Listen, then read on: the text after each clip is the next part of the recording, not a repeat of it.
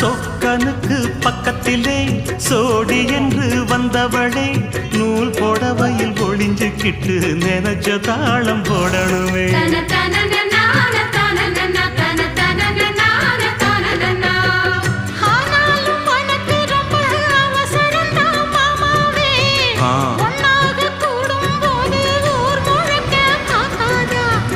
பார்த்தாலும் தவறு இல்ல பனியுறங்கும் ரோசாவே உன்னால சொத்த வச்ச மூக்குலதான் வைக்காதா.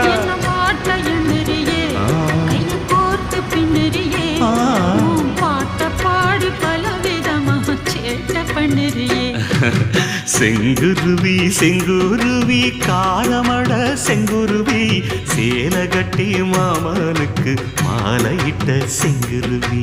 செங்குருவி செங்குருவி